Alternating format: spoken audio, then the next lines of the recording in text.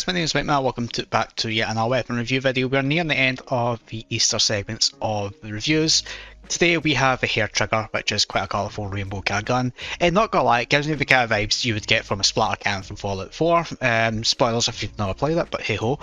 This is a 14mm assault rifle with a 75 round capacity. It fires pretty decently, 60% armour penetration, and it has a kind of pierce damage of 60, 20 and 20.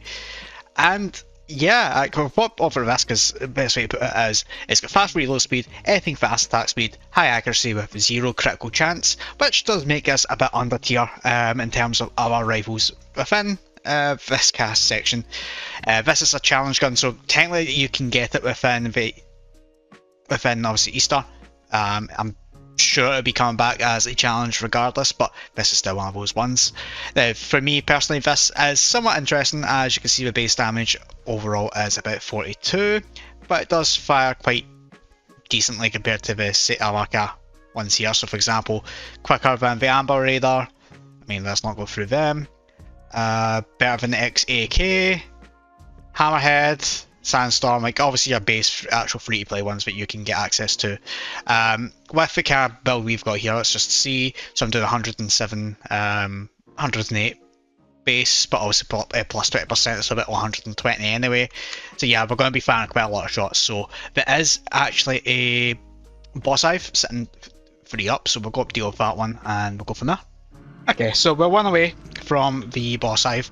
Now there's a fair bit here.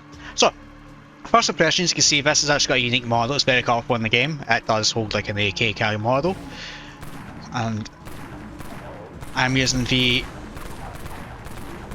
hold on, something's giving it a bit more damage than it should, but let me just have a quick look, because we want the kind of base of it, whilst obviously the sword kind of picks up as well. So let me just have a quick look, see what gave that extra damage.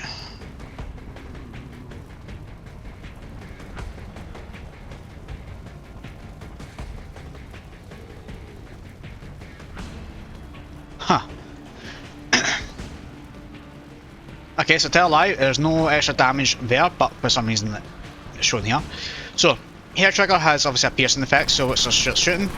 Doing about 25 damage, to say about 20 as it is at the base. Can it horde off a horde? Not necessarily, it's too less, it's not enough damage for it, for the piercing. And I do think as if that's kind of one of the issues with the piercing anyway, depending on obviously what kind of thing it is. Right, assault rifles don't do the damage you need it to initially. But if I switch over the firing rate, then 40, it's a lot better damage. It is hitting one enemy at a time, and that's fine. It doesn't necessarily scream that this is particularly amazing, but it is an assault rifle that could be pretty helpful. I don't remember seeing any proficiencies on this, so it does kind of have its own unique kind of usage format aspect. I think, honestly, let's just get swapped over to the actual build here. And just to confirm, you just need to be level 25 to equip this, so there's no proficiency. So, in that aspect, yeah, it would do well, unfortunately. For the 72 per hit, with a lot more faster attack speed. Yep, I can see this being fundamentally so much better and doing a lot more damage. So if I swap that, I'm doing 125, so we get a better idea of what if you were to use this as an end game player. It would look like it does pretty well. It does what it says in the tin. And seeing the difference of night and day, you can tell that this assault rifle realistically can help out. Like most assault rifles can, but this one with the lack of proficiencies just make it a lot better fundamentally overall. The way I would rate this on a scale of, I'm going to lose my ammo right now and I keep doing this. As you can see, actually I don't seem to pack enough ammo for us actually. I haven't even killed a single boss yet as well, which is quite embarrassing for this. But fundamentally, I would say that this is an okay rifle. There is better alternatives out there. Considering this is a lack of efficiency free, just need to be level 25, I would say this is decent for what it is if you were joining the game. If you were just coming in back from like a 10-year hiatus, you would kind of pick this up just to see how things are. Without the implants, I would probably give it a 3. Not particularly big fan of assault rifles, so just kind of feel as if they're majority useless.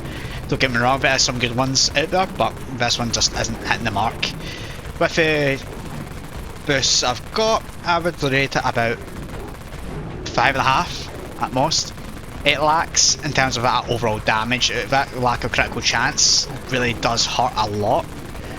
Like, I would be doing a lot more damage overall using potentially a M4, honestly, but it does help the fact that the efficiencies make it better, and it does get a few points. There we go, out of ammo for the colourful model within the game. Like, I do like this model, and I do wish more creative stuff came out of it, but I really don't see much more from this. Would I recommend this weapon long-term use? No, there is better out there. Would I say grab it? Why not? It's going to be part of the challenge. Would you use it? Not particularly. What you're going to see now at the end of this is the next few bits is with how this acts in different areas. So, for example, Wasteland, Death Row, and Raven Ridge.